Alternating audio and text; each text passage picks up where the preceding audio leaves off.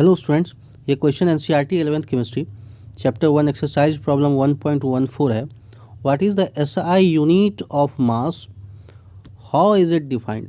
कह रहा है मास का एसआई यूनिट क्या होता है और इसे कैसे परिभाषित किया गया, डिफाइन किया गया है। SI unit of mass is kilogram. Mass का जो है एसआई यूनिट क्या होता है, किलोग्राम होता है।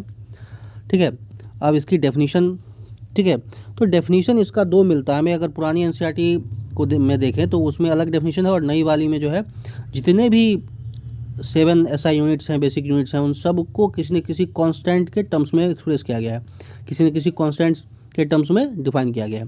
तो हम दोनों ही डेफिनेशन देख लेते हैं। सबसे पहले पुरानी डेफिनेशन क्या है। It is equal to the mass of international prototype of kilogram. Kilogram का ना एक इंटरनेशनल प्रोटोटाइप बनाया गया है, ठीक है, उसके बराबर होता है ये जो किलोग्राम होता है। It is defined as the mass of platinum iridium cylinder stored in air tight jar at the International Bureau of Weight and Measures in France. तो ये कह रहा है कि फ्रांस में एक ब्यूरो है, इंटरनेशनल ब्यूरो, ठीक है, ऑफ वेट्स एंड मेजर्स, मतलब माप तौल से संबंधित अंतर्राष्ट्रीय लेवल की ये संस्था है जो माप और तौल से संबंधित जो भी मानक तय होती हैं, जो भी चीज़ें होती हैं वहीं पे तय होती है। हर एक कंट्री में भी अपना नेशनल लेवल पे भी होता है, पर इंटरनेशनल लेवल पर यही है। तो वहीं पर क्या है, किलोग्राम का एक प्रोटोटाइप बनाया गया है प्लैटिनम और एडियम मेटल को मिला करके। एक मिश्र धातु है, एलॉय है ये, ठीक है ना। और वो शेप जो है उसका उस सिलेंडर के आकार का है। हम आगे आपको उसका फिगर भी, चित्र भी दिखा देंगे। तो उसको एक एयर टाइट जार में रखा गया है और वही उसी के बराबर होता है किलोग्राम। यही इसकी पुरानी डेफिनेशन आपको एनसीईआरटी के बुक में मिलेगी। अब नई वाली डेफिनेशन क्या है, तो ये है, it is defined by the taking the fixed numerical values of Planck's constant h to be 6.6260715 into 10 to power minus 34 when expressed in the unit joule second। कह रहा है कि नई डेफिनेशन में जो डिफाइन किया गया है उसको प्लैंक्स कांस्टेंट के टर्म्स में डिफाइन किया गया है। प्लैंक्स कांस्टेंट जो है वो एक कांस्टेंट है, उसका वैल्यू होता है 6.6260715 इंटू 10 टू पावर माइनस 34 और उसका यूनिट होता है जूल सेकेंड, ठीक है।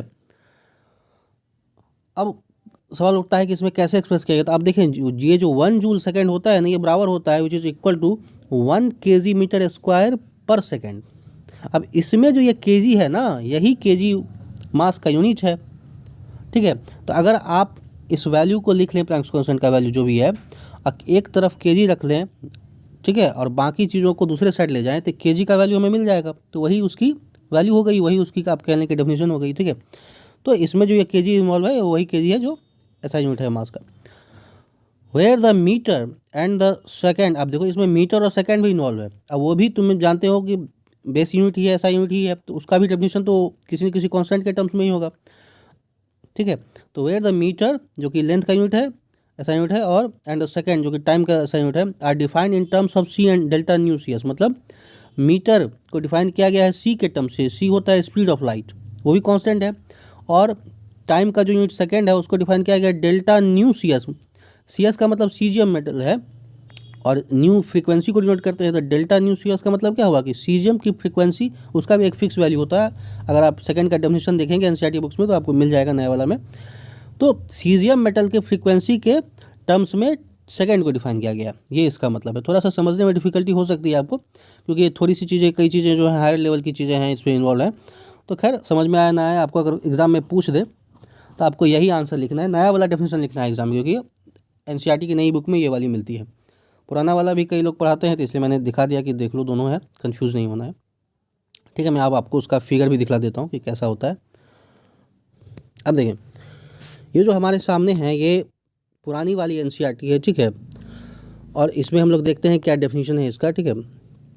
यहाँ ऊपर में देखें unit of mass second number पे, ठीक है, सेकंड नंबर पर आप देखें यूनिट ऑफ मास किलोग्राम है। मैं इसको थोड़ा सा जूम कर देता हूँ ताकि आप पढ़ पाएँ। क्या लिखा हुआ है कि the kilogram is the unit of mass. Kilogram क्या यूनिट है मास का। It is equal to the mass of international prototype of kilogram, ठीक है। ये किसके बराबर होता है, इंटरनेशनल प्रोटोटाइप ऑफ किलोग्राम के बराबर, ठीक है। मतलब जो फ्रांस में रखी हुई है इंटरनेशनल प्रोटोटाइप किलोग्राम की, उसके मास के बराबर होती है किलोग्राम, ठीक है। तो मैं इसका फिगर दिखला देता हूँ आपको। यही है इंटरनेशनल प्रोटोटाइप। आप देख सकते हैं कि अंदर में एक सिलिंड्रिकल शेप का आपको स्टील जैसा कुछ दिख रहा होगा, वो स्टील नहीं है, वास्तव में प्लैटिनम और इरिडियम मेटल का एलॉय है सिलिंड्रिकल शेप में, ठीक है। यही 1 किलोग्राम है किलोग्राम का इसका वजन 1 किलोग्राम होता है, यही किलोग्राम का प्रोटोटाइप है। इसको आप देख सकते हैं कि शीशे में बंद रखा हुआ है, एयर टाइट जार बोलते हैं, जार मतलब वही शीशे का ये होता है, तो उसमें ये बंद किया हुआ है। ठीक है, आप अंदर में जो किलोग्राम का प्रोटोटाइप था उसका फिगर भी देख सकते हैं, यहाँ पे ये यही है अंदर में रखा हुआ। एक और मैं फिगर से दिखा देता हूँ, ये भी उसी का फिगर है। तो ये इंटरनेशनल प्रोटोटाइप है किलोग्राम का। अब नई वाली एनसीईआरटी में क्या है, तो नई वाली एनसीईआरटी भी देख लेते हैं। यहाँ भी आप सेकंड नंबर पर देखें, यूनिट ऑफ मास क्या है, किलोग्राम। अब इसकी डेफिनेशन क्या है, मैं थोड़ा सा जूम कर देता हूँ, आपको दिखेगा क्या लिखा हुआ है।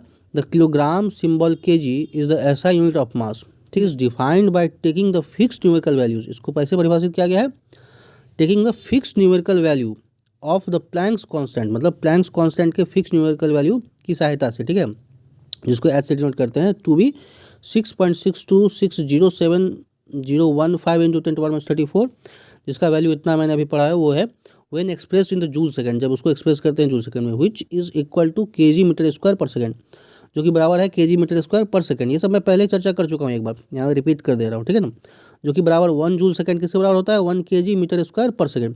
और यहाँ जो ये 1 केजी, ये जो केजी है ना, उसको एक तरफ रख लें तो 1 केजी बच जाएगा एक तरफ, और दूसरे तरफ बाकी सभी मीटर स्क्वायर और बाकी चीज़ों को लेके चले जाएँ, जो भी वैल्यू आएगी वो हो जाएगी केजी के बराबर। तो वही डेफिनेशन हो गई इसकी, ठीक है।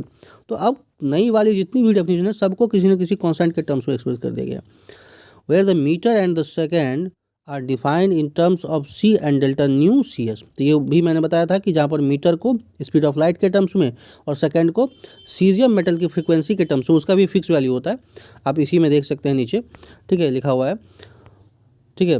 तो वो उस टर्म्स में उसको एक्सप्रेस किया गया है। आशा है कि आप लोगों को समझ में आई होगी। Thank you.